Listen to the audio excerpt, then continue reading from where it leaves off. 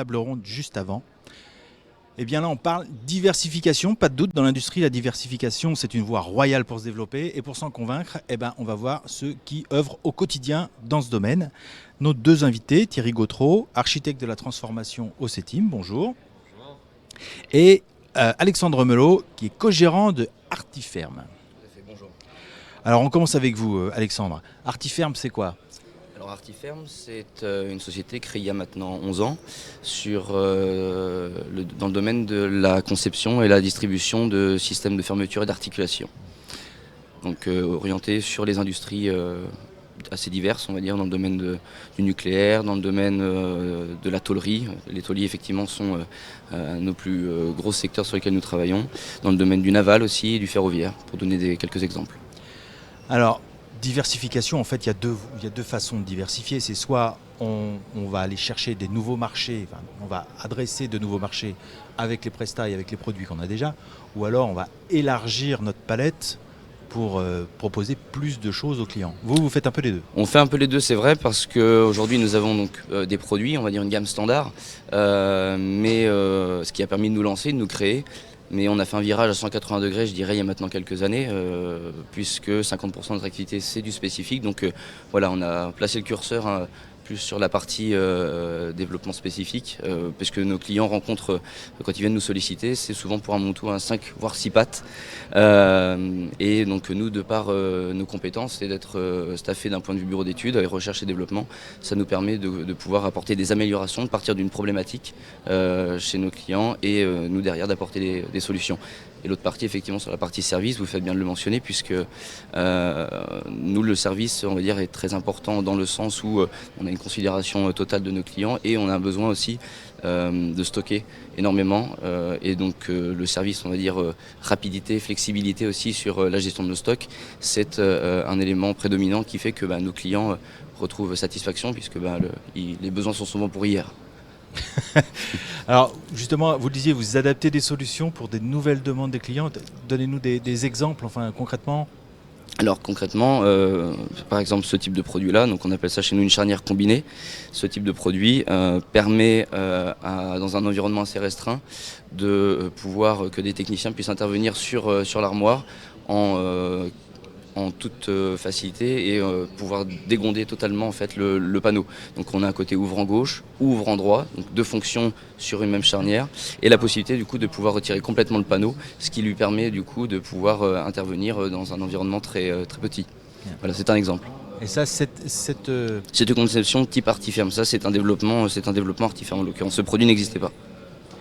Et donc là, on a une application, et il y a d'autres applications qui sont possibles dans d'autres secteurs ou autre chose comme ça. C'est ça que vous recherchez ? Ah, tout à fait. Après, l'idée, c'est de pouvoir justement dupliquer ce type de produit développé dans d'autres secteurs, puisqu'on sait pertinemment qu'une charnière sera tout à fait utilisée dans bien d'autres environnements. Et donc, c'est pour ça aussi qu'on l'a proposé. Et ça a été le cas du coup sur ce salon Global Industrie où nous exposerons Mides, puisque certaines personnes sont reparties avec des échantillons pour justement étudier si ce besoin peut s'avérer utile pour eux. Donc justement, vous allez gagner de nouveaux marchés. On l'espère. Ça a été le cas sur les années précédentes, donc voilà, on espère que justement ça nous soit aussi à nouveau profitable évidemment. Dans l'autre sens non, mais dans l'autre voie, quand vous développez des produits et que vous avez besoin de mettre au point une nouvelle solution ou de rajouter un procédé ou quelque chose que vous n'avez pas encore dans votre besace, ça se passe comment ? Vous faites comment ? Vous allez voir On a les compétences en interne, donc en l'occurrence on sollicite très peu, on va dire, de tierces personnes, des personnes externes. On a la chance aujourd'hui d'avoir un technicien bureau d'études et puis Pascal Melot, du coup accessoirement mon père et donc le fondateur de l'entreprise, qui eux sont les deux ingénieurs, je dirais, sur cette partie-là et maîtrisent totalement le sujet. Donc c'est vrai qu'on est une petite structure mais très bien intégrée et capable de répondre sur des gros marchés. Donc c'est aujourd'hui une force pour nous. Et un gain de temps également, puisque c'est vrai qu'on travaille en open space, donc la communication, l'information circule très vite, donc on arrive à réagir sur un laps de temps assez court. En fait, c'est de la mécanique en mode agile. Exactement, c'est ça. Voilà. Un peu comme une start-up, mais... On a un peu un fonctionnement de start-up, effectivement, même si nous ne le sommes pas, mais effectivement, c'est un petit peu cette dynamique-là. Ouais. Et du coup, vous êtes toujours en veille ? de ce qu'on peut faire de plus ou d'autrement pour pouvoir apporter des solutions à vos clients. Complètement. Thierry Gautreau, votre job, c'est d'accompagner les entreprises dans leur transformation, alors sur plusieurs plans, ça peut être la transformation numérique, mais autre chose. Et parmi les projets que vous accompagnez, il y a des sujets de diversification. Il y a des sujets de diversification et je vais essayer de prendre un peu... Il y avait deux voies. Je vais essayer de parler des deux voies. Donc la voie de se diversifier avec les produits que l'on maîtrise, que l'on fabrique, que l'on vend et les clients que l'on connaît. J'ai un retour. C'est assez gênant. Allez-y, continuez.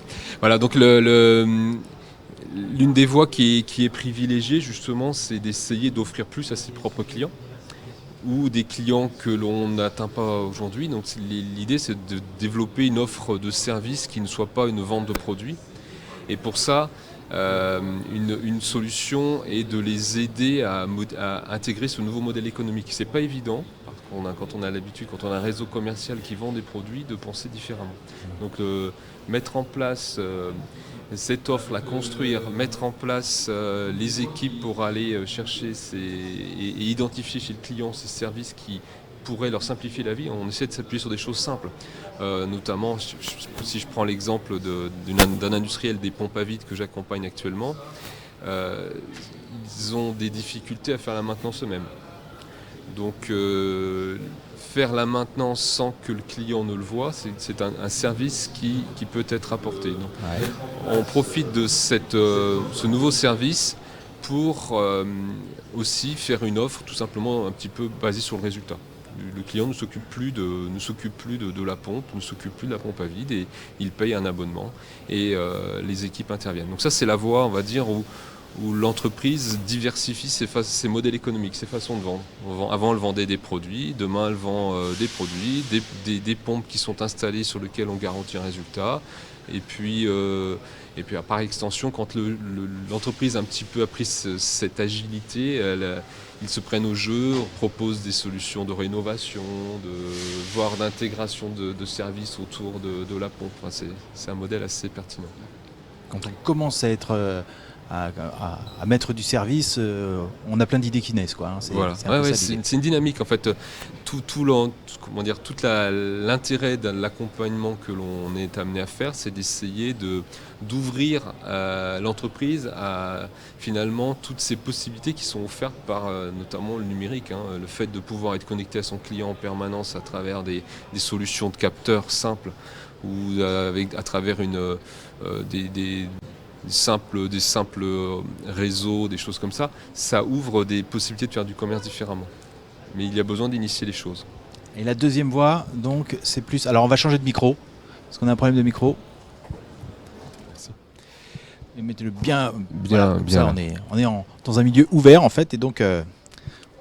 Il faut bien qu'on soit à côté de notre micro. Et donc sur l'autre voie, pardon. Alors l'autre voie est d'aider les industriels à aller sur des marchés ou des défis techno qu'ils n'abordent pas aujourd'hui.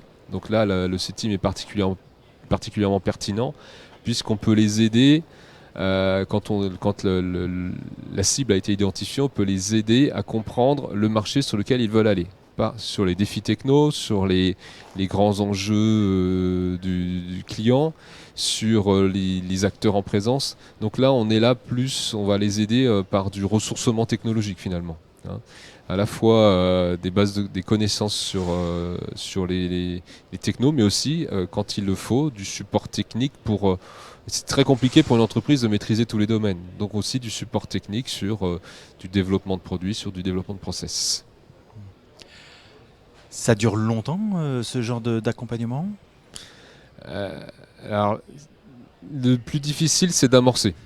C'est d'essayer de créer la dynamique. Si ça dure trop longtemps, c'est pas forcément efficace. Donc on privilégie plutôt des actions où on va mettre en mouvement l'équipe. Moi, je préfère qu'il soit mis en place une solution simple très rapidement dans les 2-3 mois plutôt que de partir sur un plan de 18 mois. Typiquement, dans l'exemple que je donnais des pompes à vide, il va être proposé d'ici la fin, là on a commencé au mois d'août, il va être proposé sur cette fin d'année déjà des premiers contrats de location. Et on va profiter de ces premiers contrats de location pour essayer de les augmenter un petit peu de connexion vers le client, de premiers retours d'expérience pour aller plus loin. Clairement, vos clients, ils viennent en se disant il faut diversifier, ou alors c'est une voie, c'est une voie qui émerge après un diagnostic où ils se rendent compte que, je sais pas, ils voulaient gagner en compétitivité, etc. Puis en fait, finalement, ils s'aperçoivent que leur développement, il passe peut-être plutôt par de la diversification. Alors, ceux que j'ai en tête sont pour la plupart des industriels qui avaient des marchés établis depuis des années, des PME qui vivaient de la filière aéronautique ou d'autres filières. En général, les sociétés très techniques comme ça trouvent un marché et on passe peu de temps à faire de la prospection. Donc ils viennent nous voir en disant ces derniers mois, ces dernières années, la crise sanitaire a bouleversé le marché. Ça fait des années qu'on y pensait de se diversifier parce qu'on sait qu'il faut qu'on soit capable d'offrir d'autres services pour assurer la pérennité de l'entreprise. Donc c'est plutôt des gens qui n'y consacraient pas de temps d'un côté, et puis d'un autre côté, c'est des gens qui ont le souci de la pérennité de leur entreprise. Alexandre Melot, vous le faites quasiment naturellement, on va dire. Vous n'avez pas été accompagné spécialement. Il y a des choses, justement, dans ces recherches de diversification où, comment vous faites déjà pour aller chercher les nouveaux marchés? Alors c'est vrai que, comme je disais, on travaille avec énormément de secteurs d'activité différents, ce qui nous permet effectivement de compenser quand un secteur va moins bien, d'avoir cet effet compensatoire par le biais d'autres secteurs qui, eux, ont le vent dans le dos. Et de par effectivement cette diversification, je parlais beaucoup du spécifique. Aujourd'hui, on nous demande toujours un peu plus effectivement de placer le curseur là-dessus, parce qu'il y a davantage de contrariétés. Nos clients rencontrent eux aussi une compétitivité un peu plus forte sur le marché français. Je pense notamment effectivement dans le domaine de la tôlerie, que j'ai cité tout à l'heure, la tôlerie industrielle.